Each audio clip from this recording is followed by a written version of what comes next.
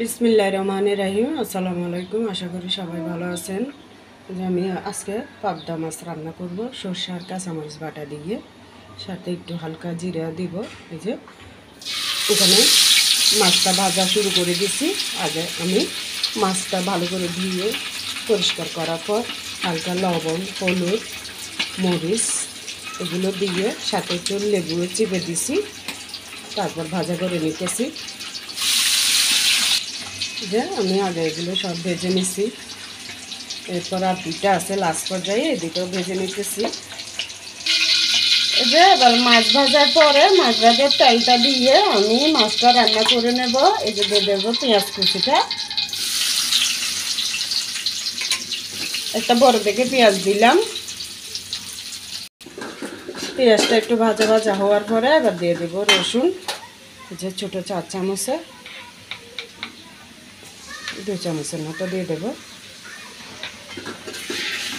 রসুনটা দেওয়ার পরে রসুন আর পেঁয়াজ আবার একটু ভেজে নিলাম। এরপরে দিয়ে দেবো, আগে একটু পানি দিয়ে দিই, তারপর শুকনো মশলাগুলো দিচ্ছি।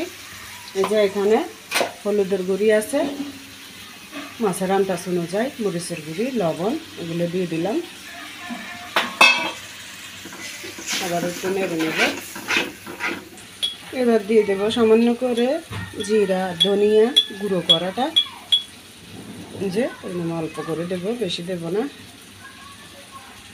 এবার দিয়ে দেবো কাঁচামরিচ আর সরিষা বাটাটা। কাঁচামরিচ আর সরষে বাটাটা একটু বেশি দেবো, কারণ এটার উপরে রান্না হবে।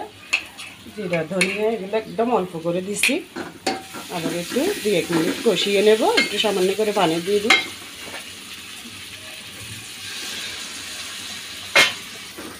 এবার এটা কষানোর পর দিয়ে দেবো 2টা টমেটো কাটা। এবার একটু পানি দিয়ে দেবো।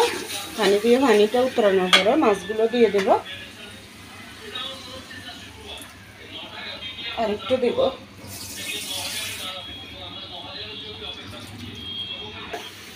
মশলার ঝোলটা উতরানোর পরে দিয়ে দেবো মাছ ভাজাগুলো। এই যে দেখুন সবগুলোতে ডিম, এগুলোতে সবগুলো ডিম আছে, সব মাছের মধ্যে ডিম হয়েছে। এবার দিয়ে দেবো একটা একটা।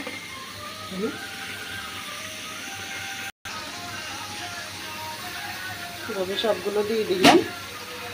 এটা ঝোলের মধ্যে এভাবে ডুবাই দিই।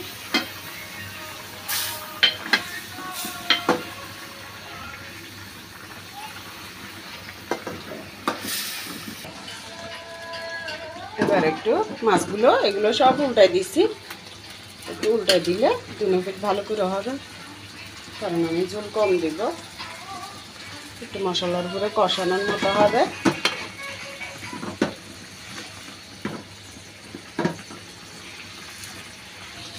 দেখুন আমার মাছটা হয়ে গেছে।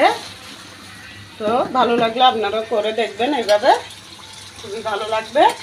আর আমি এখন রান্না ছাড়লে একদিন পর একদিন দেবো, মাঝে মধ্যে ডেলি দিব, মাঝে মধ্যে না পারলে একদিন পর একদিন দেবো। আর যদি পারি ডেলি দেবো। তো আপনারা যদি ভালো লাগে আমার রান্নাগুলো লাইক করবেন, শেয়ার করবেন, যাতে সবার কাছে পৌঁছাতে পারে। আমার রান্নাগুলো ভালো লাগলে সবাই দেখতে পায়। আর সাবস্ক্রাইব করে আমার পাশে থাকবেন, আমার রান্নাগুলোর জন্য দোয়া করবেন, যাতে রান্নার মাধ্যমে এগিয়ে যেতে পারি। সবাই ভালো থাকবেন। আল্লাহ হাফেজ। আসসালামু আলাইকুম।